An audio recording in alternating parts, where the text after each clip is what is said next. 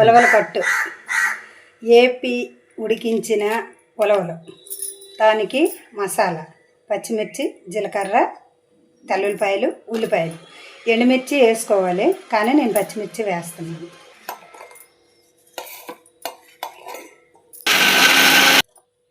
ఈ మసాలా ముద్దలో ఉలవలు వేసి రుబ్బేస్తున్నాను. ఉలవలో రుబ్బిన మసాలా ముద్ద కలిపి రుబ్బేసిన ముద్ద నుంచి ఇందులో ఆయిల్ కానీ నెయ్యి కానీ వేసుకొని ఆవాలు, జీలకర్ర, మినప్పప్పు, ఉల్లిపాయలు,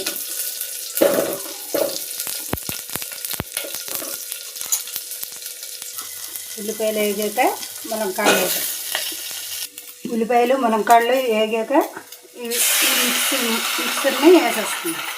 ఉలవలు మసాలా మిశ్రమాన్ని ఈ పోపులో వేసేస్తున్నాము. మిశ్రమం వేగాక ఉప్పు పసుపు వేసుకుంటాము. వాటర్ని వేస్తున్నాము.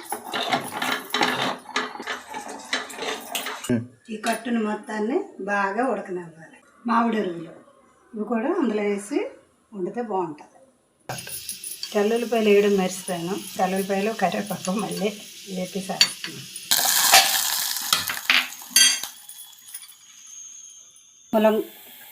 ములంకాడ ఉడికినంత వరకు ఉడికించుకొని